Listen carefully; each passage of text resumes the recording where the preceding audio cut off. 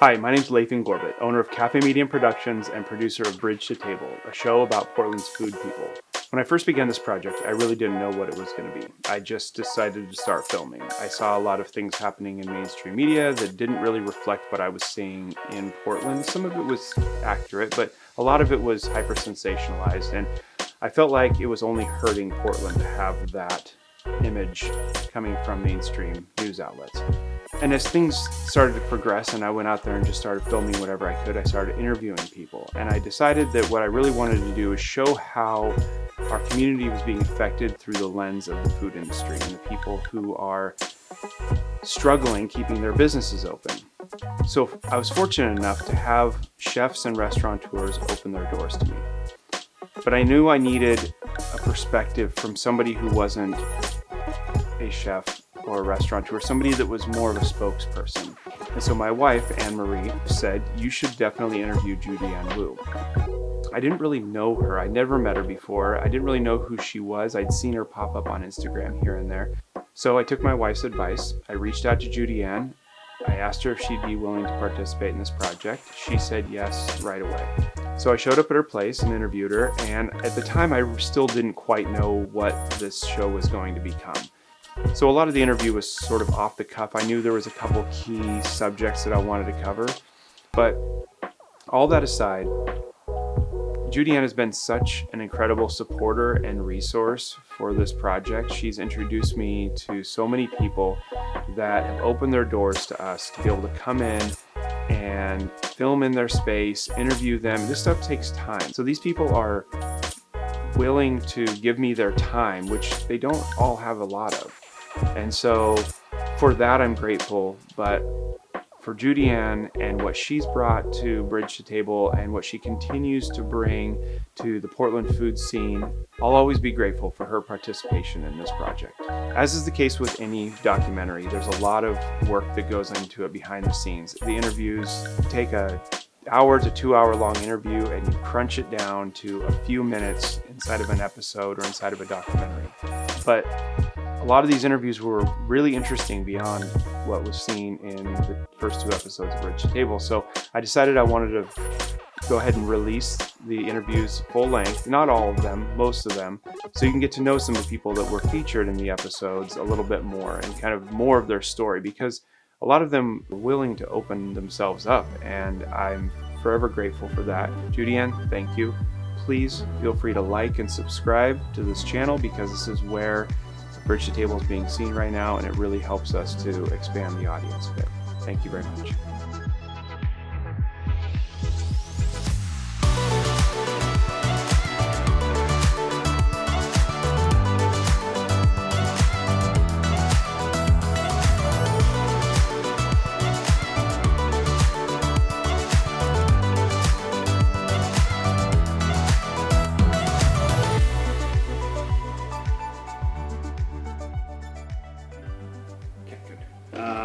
Is purple okay?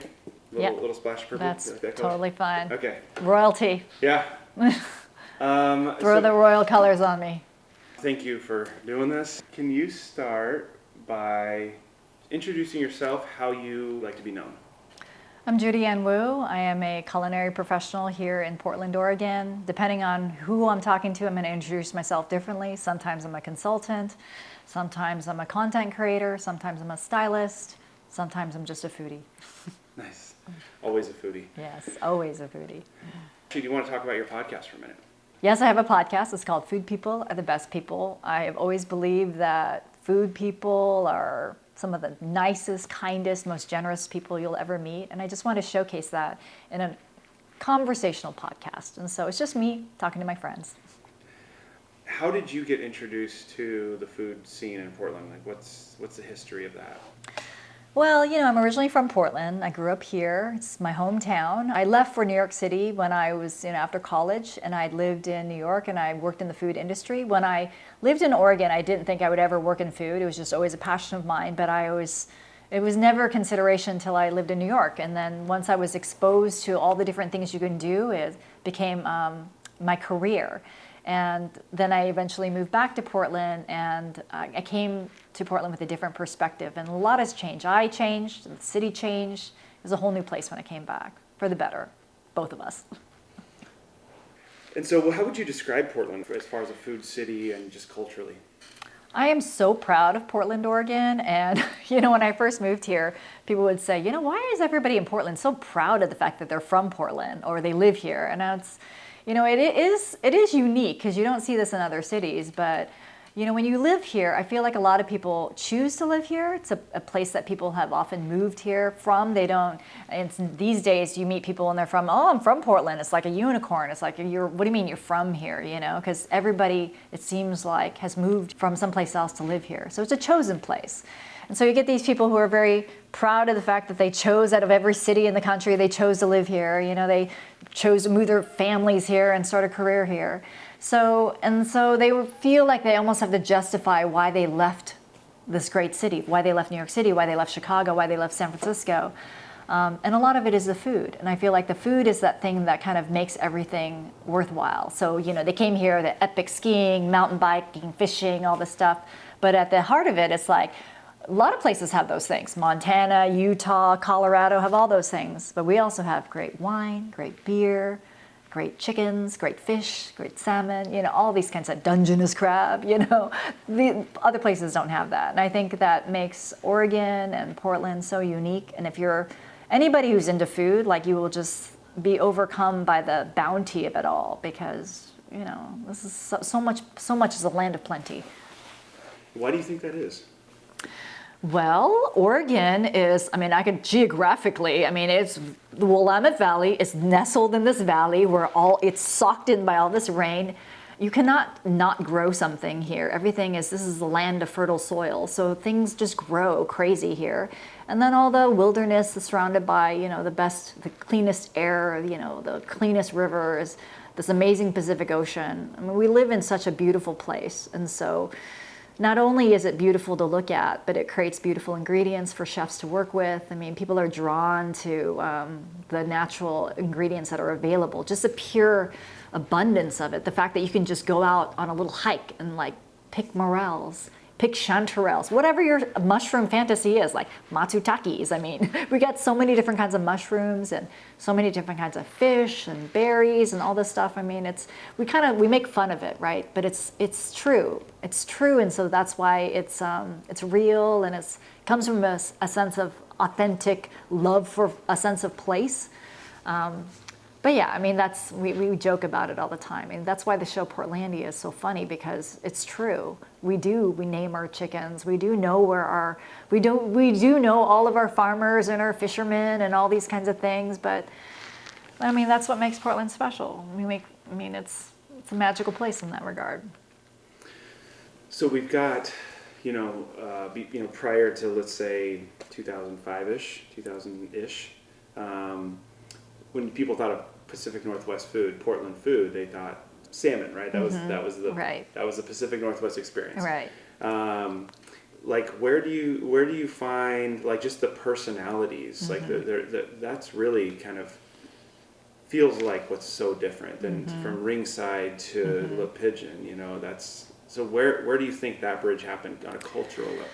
Portland is very unique because it is so full of personalities, because you can have somebody who's a total pork guy, bacon, pork belly, cracklings, all pork, sitting eating a meal with a vegan and getting along because they share a shared sense of a love of deliciousness. So, it doesn't have to necessarily be I only eat this. We embrace it all. So normally you'd be no changes on the menu, right? You go to places, and chef has their discretion, no changes on the menu. Here it's they want people to enjoy the food. They themselves have children who are vegetarians, who have a sister who's vegan, who's somebody who's only eats, red meat and only eats pescatarian, right? And so I think that Portland is very welcoming in that regard, unlike other cities. They kind of embrace it and look at it as a challenge more than anything. How can I make this vegan dish super delicious? And I have a background in pastry, and I used to be if anything was gluten-free, I'd just stay away from that, But I have learned that through positive experience that you can make something super delicious and have it be gluten-free, vegan, dairy-free, nut-free, whatever.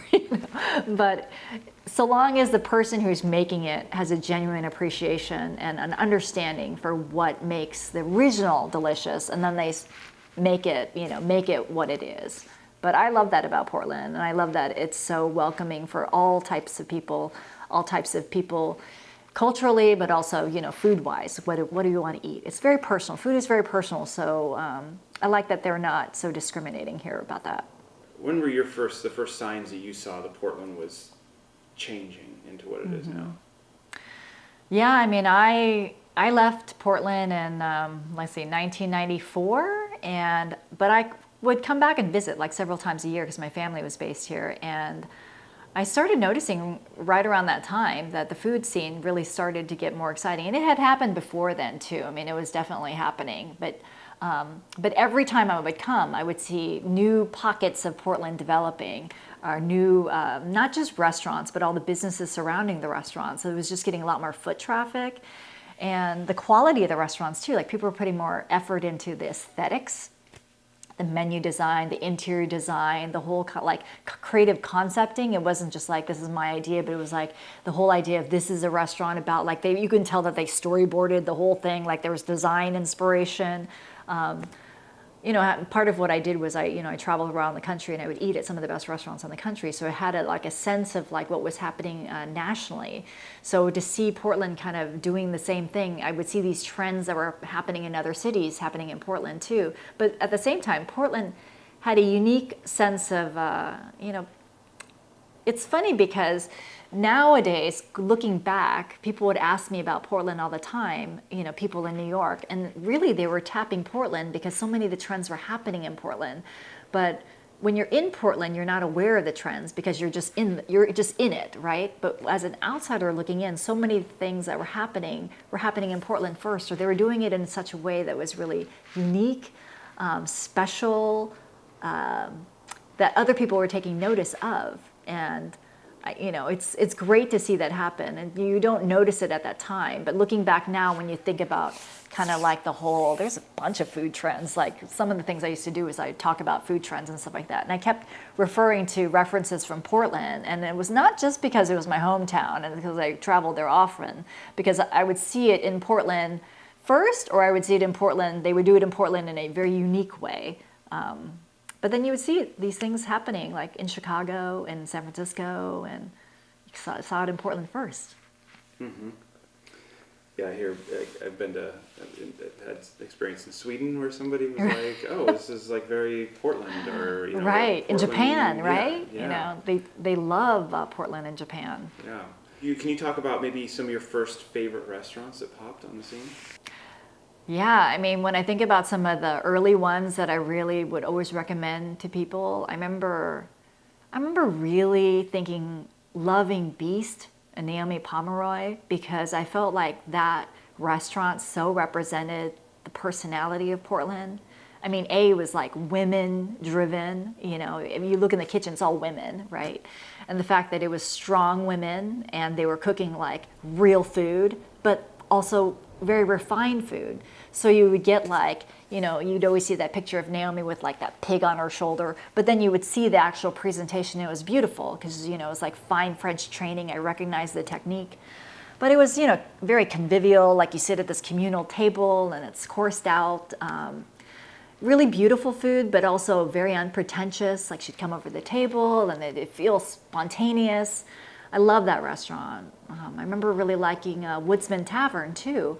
I remember thinking like, this is like your fashionable lumberjack restaurant, right? Because all the waiters would just be like your quintessential Portland guys. Like they'd be like in a flannel shirt, these distressed jeans. But those jeans were like $200 distressed jeans, right? And he'd have his beard, but the beard would be like so coiffed, and they'd have oysters and they'd have charcuterie. And I love that restaurant because it felt like if Portland was a postcard, if Portland, like the idea of what Portland was in that restaurant. It was sad to see it go away. And actually it's nice to see it come back too. It's different. Is it back? It is back. Where's it at? Same spot. Oh. Yeah, they came back. It came back. Yeah, Woodsman Tavern is back, and it's they just opened up reservations. I haven't gone yet because it was just come as you are, and I'm too old to wait in line now, so I won't go anywhere unless I can make a reservation. But now they just opened up reservations. But How about right now?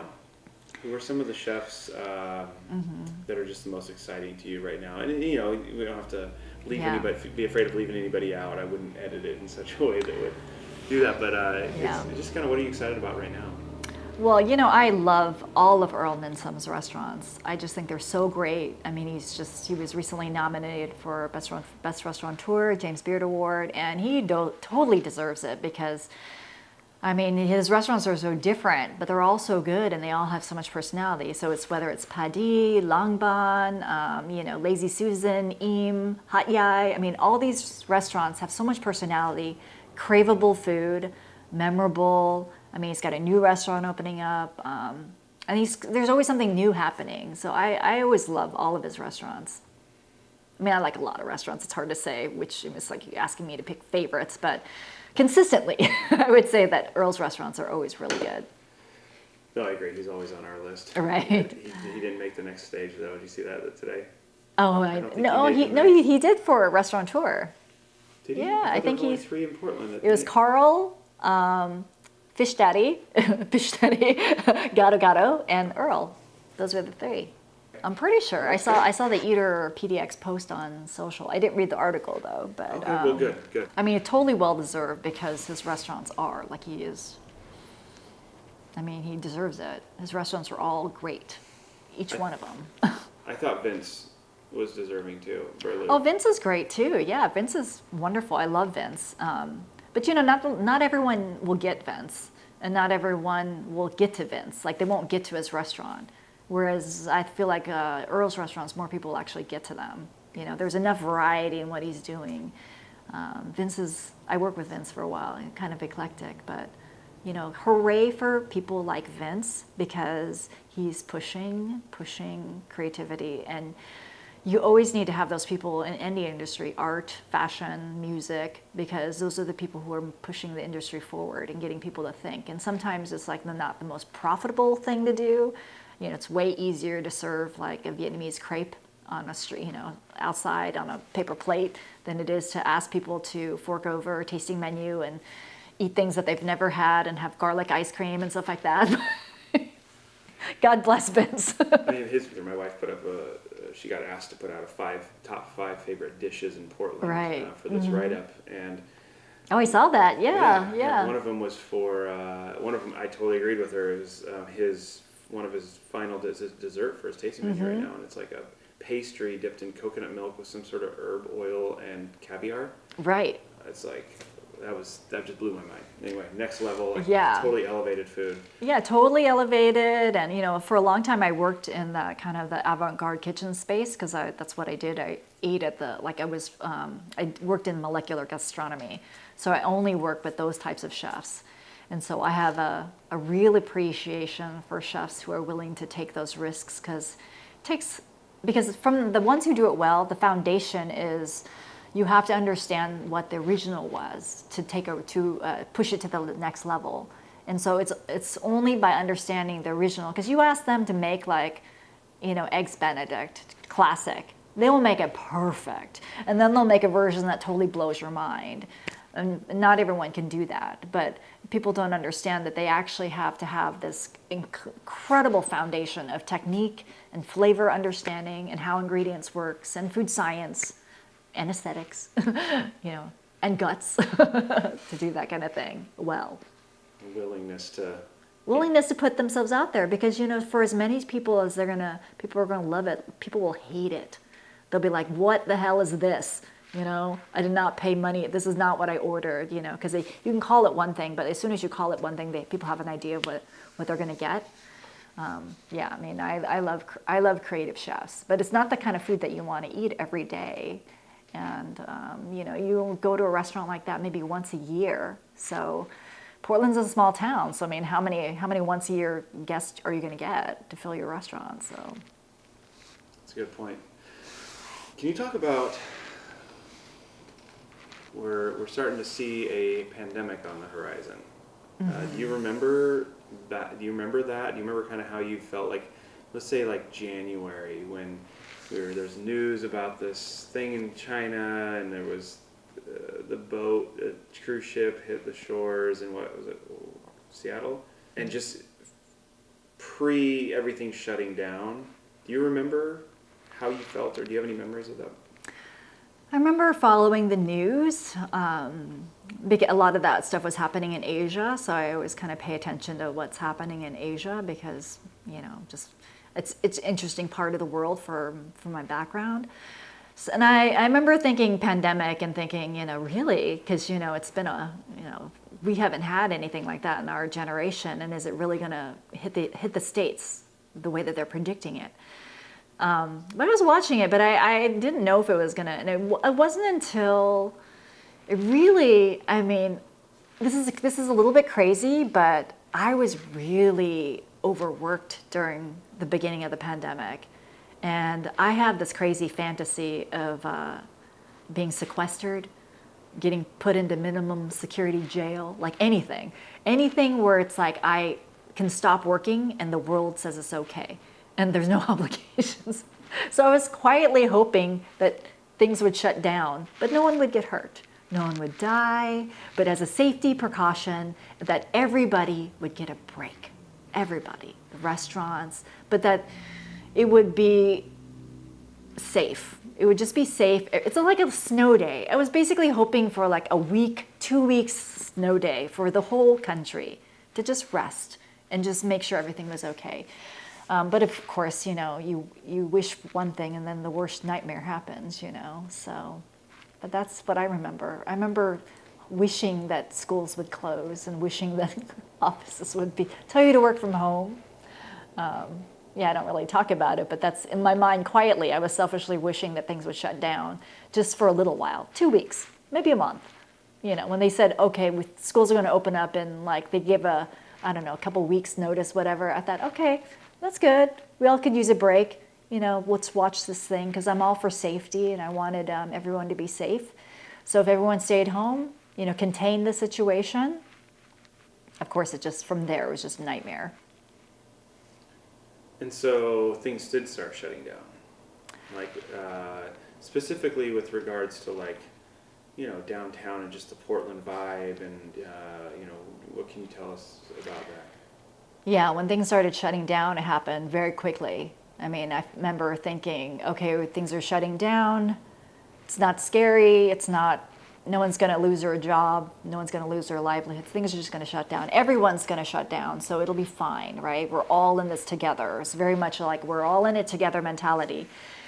And then it became very apparent very quickly that people were going to lose their jobs because they weren't going to be able to make money. And my situation was fine, but for everybody else, like that are living paycheck to paycheck, they can't go to work, they can't feed their family. They can't feed their family, what's going to happen? It became very critical right away how important the situation was, and especially for restaurants, because restaurants, people who don't work in the industry don't realize that the profit margins are so slim, and the people who are working in those restaurants, they don't have that safety, that nest egg. They don't have a backup plan often for no fault of their own, it's just they don't have it, and the whole industry doesn't have it. And so, it was rallying. I remember the restaurants that I work with, them having to lay off their team and how hard it was for the owners, how devastated they were to have to share this news because they knew what that meant for their employees. It became very sad very quickly. And a lot of very worried people across the industry, very worried. And I remember thinking, like, what can I do? Like, you don't have to pay me. I'm still going to work for you. Like, what can I do? Because I'm on the outside. I'm just supporting the restaurant industry. And what can I do to help you get through this?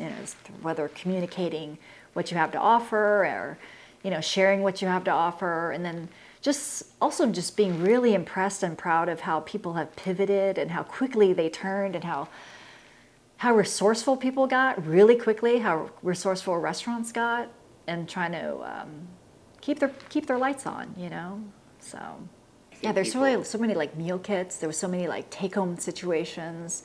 The whole like cocktails to go thing. One of my clients is cocktails to go, like that kind of thing. But that was really interesting to see how people jumped on that.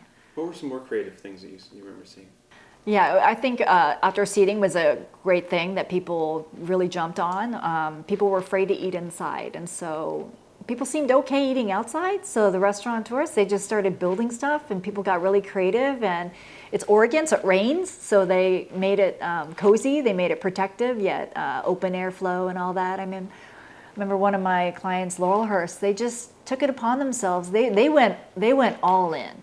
Like they just decided right then and there that they were going to take over the whole parking lot and build like a massive deck, put a cover on it, be prepared for kind of what they saw was a long-term thing where it's like, this is not going away in a couple of weeks. And it's Oregon, it's going to rain. Even in the summertime, it's going to rain. So let's build this thing so it's comfortable, that our employees feel safe.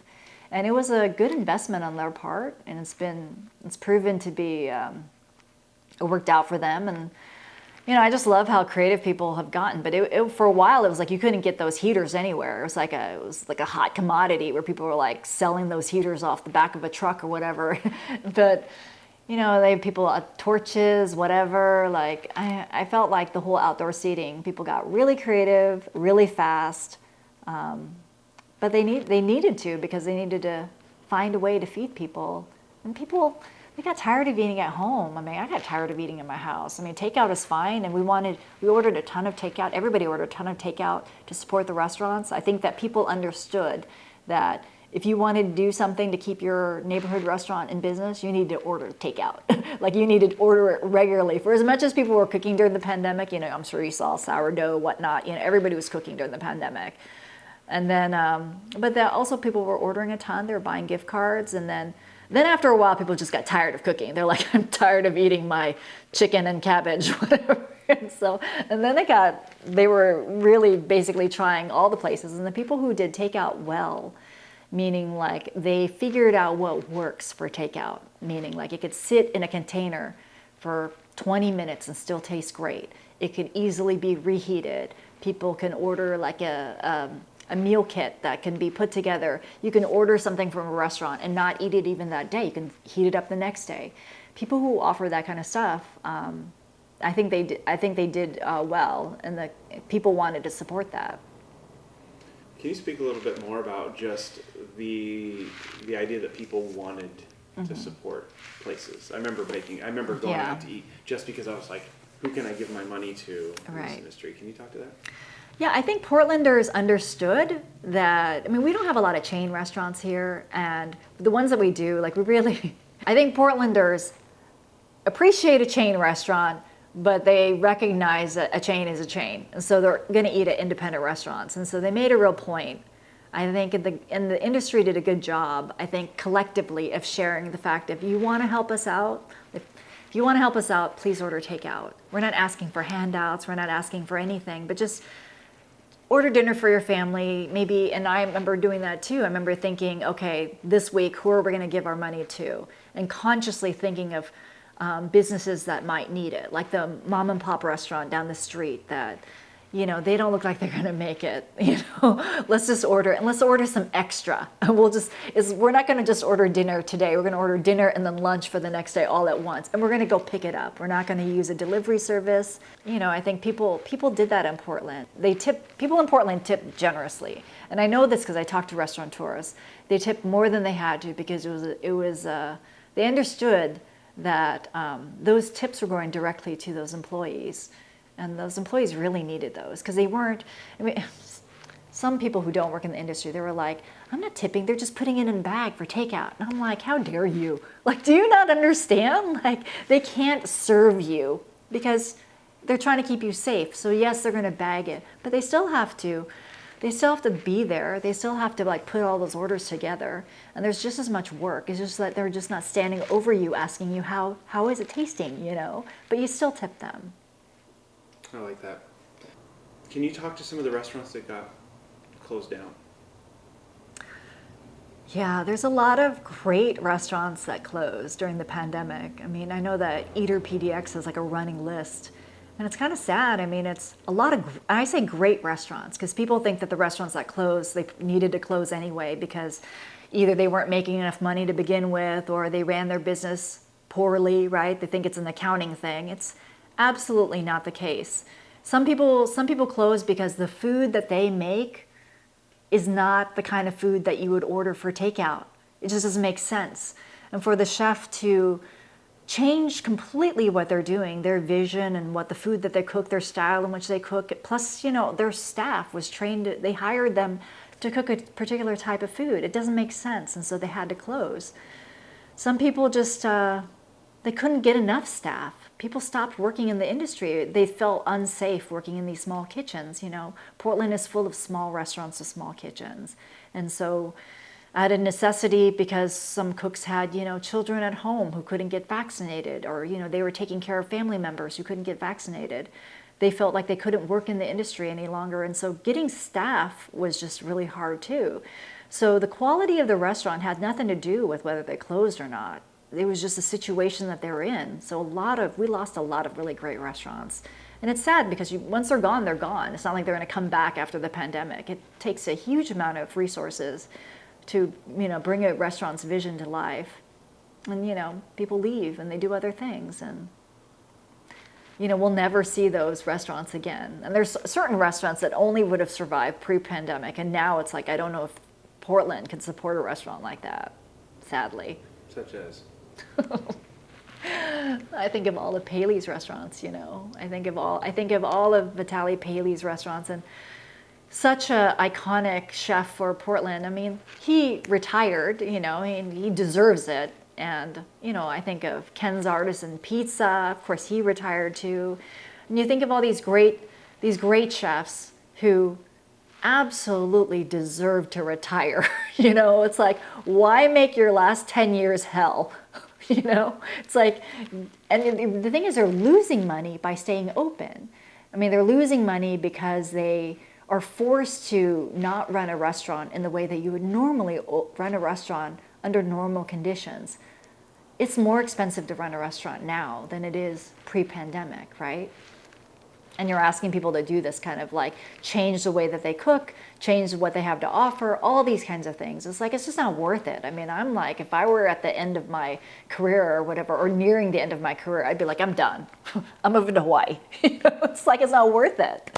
Not because it's not worth it. And I say that, it's not because absolutely it's worth it. But it's like, they don't have to do that. We don't put that same criteria on like a dentist or an attorney or an accountant. They can change their career anytime they want because it's just too hard to do what they do.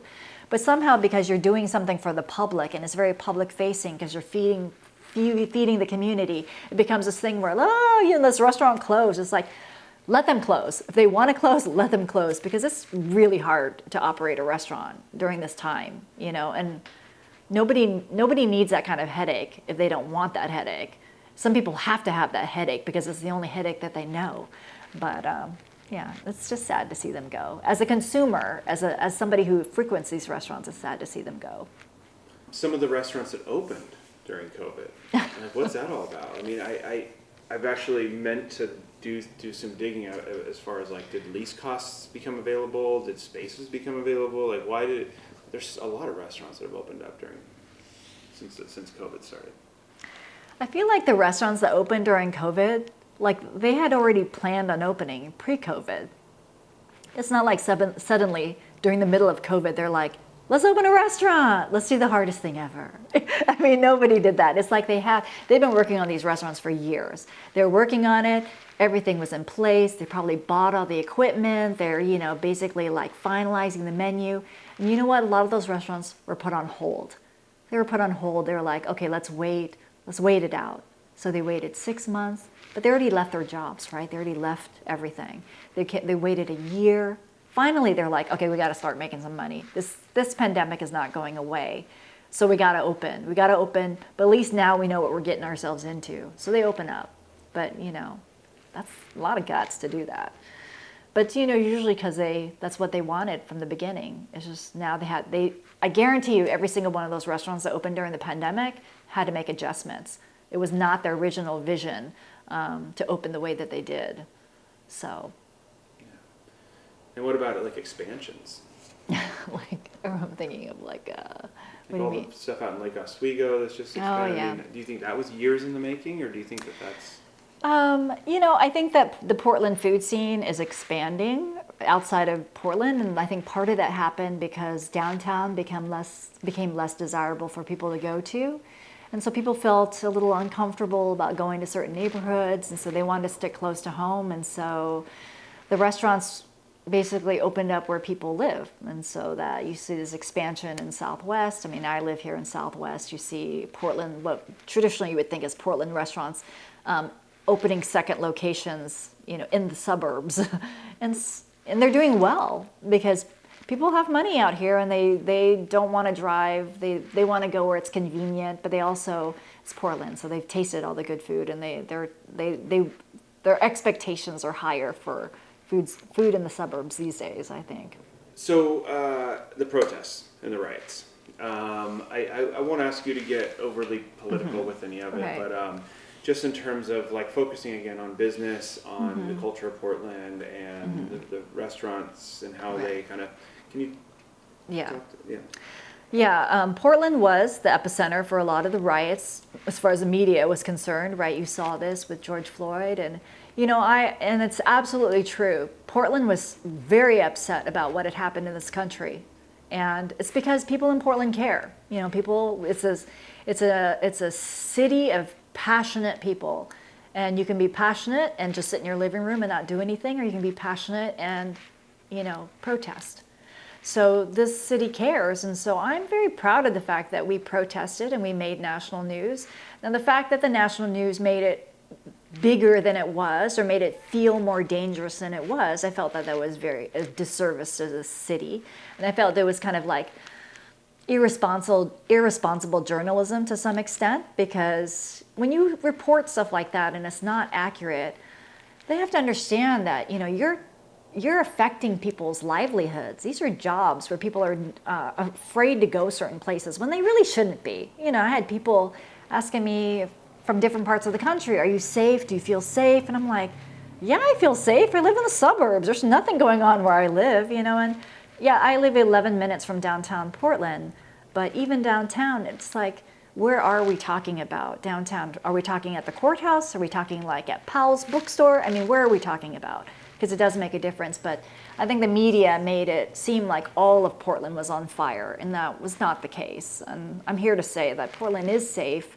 I mean, sure, we have our issues just like any other city. Sure, we have probably areas of town where you shouldn't go to different times of the day, but for the most part, I feel very safe here, and I feel like it's changing too. It's getting to where it was before the pandemic, before all the protests and stuff like that.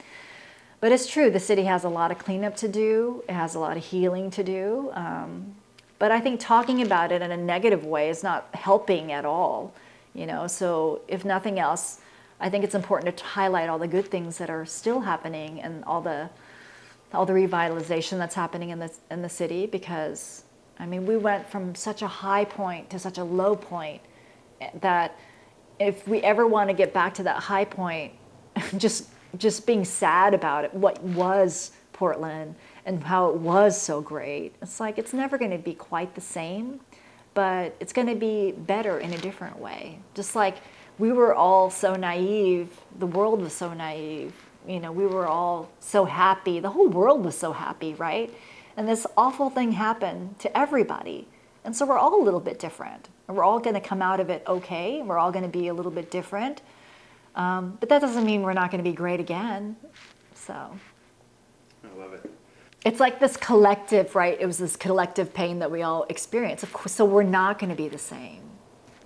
People think, why can't it be like the good old days? Well, are you the same? I'm not the same. But that doesn't mean like I'm never going to be happy again.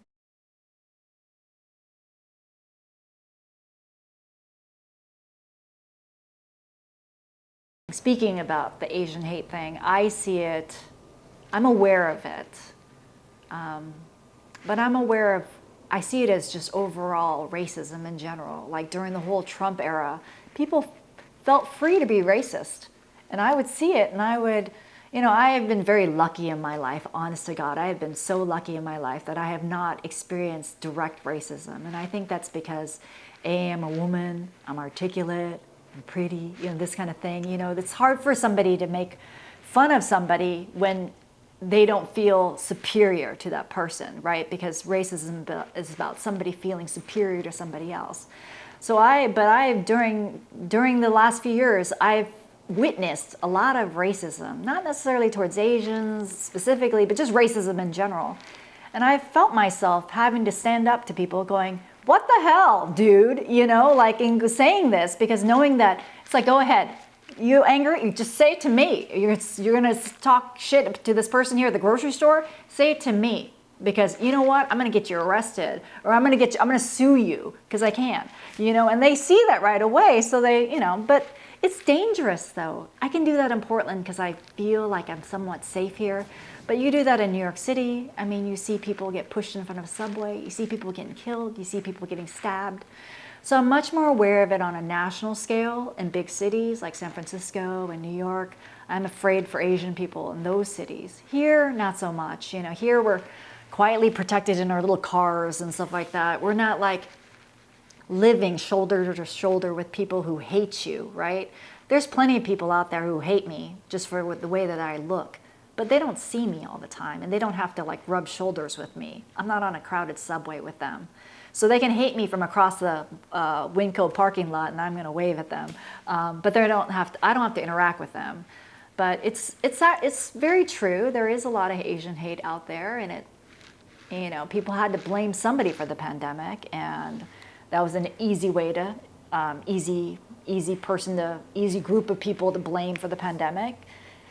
But it's just stupid because it doesn't make any sense. But racism is stupid. Racism doesn't make any sense. Is there anything else that you'd like to say that about just the changes of Portland, about what's Portland becoming, what's going to become, just anything like that you want to speak to? Do light at the end of the tunnel kind of stuff? Well, I don't want to be such a negative person. That's the only thing. It's like people do complain about the homeless population and all that stuff like that, and the city's not doing enough. But it's like I really don't know enough to know what the city is doing and not doing. And I know that everybody is working really hard is the thing. I just want, maybe about patience. So, I hear a lot of times people who are the old guard who've lived here for their whole life, right? And they were complaining about Portland turning into a shithole, this kind of stuff. And it's like, it really pisses me off when people talk so negatively about Portland and they complain about it and they say the city, the government's not doing enough, the officials aren't doing enough. It's like, well, what are you doing? Are you doing enough, So rather than complain, like, everybody is working hard to get the city back to where it was. And it's not easy. It's super complicated. It's multi-tiered, complicated social situation that happened. All of this stuff happened before the pandemic. The pandemic just kind of, brought it to the forefront, right? These problems existed before then. But I think that people need to be not only patient, but they need to actively do things to promote change in a positive way, rather than just complain about stuff. Because it's easy to complain about how the city has, gone downhill or whatever, but talking about it is certainly not making it go uphill. Talking about it, just complaining about it is what I mean. It's like, do something about it. Everybody has the power to do something about it, whether it's volunteering, whether it's cleaning up their neighborhoods, whether it's working at the homeless shelters, whether it's just electing the right officials who actually care. But stop complaining, like do something, be a part of the city. We're all in this together. Anything else you want to add? I don't think so. I think I'm really glad that you hit on the homeless. Yeah, well, people talk about that all the time, even people in the industry, and I feel for them. The restaurants that get graffiti on them, it's like they've already had everything thrown at them, and then you get graffiti. I could totally understand why they're so frustrated, but it's like, it's a very complicated problem, national problem. We are compassionate. People in Portland are very compassionate to a fault. They don't want to haul them in a giant truck and dump them off in LA. They don't want to do that. It's because we care. We're passionate. We want to help them. So it takes time. It takes more time to help somebody than it does to kick them out. So, but I think by thinking of the long term, by being compassionate, by caring, is what sets us apart. You know, I fully think that Portland will solve the homeless situation, but it takes a little bit more time than just rounding people up and then dropping them off for somebody else to take care of. You know. Can I take a photo? Yeah. I'm gonna take a photo of sort of behind the scenes photo, and then. Oh yeah, can you share that with me, and then Yeah, I will of share that course. I'm doing it. Where should I look? You can look at me as if you're being interviewed. I'm being interviewed. And then I want to get like a professional camera here, but I want to get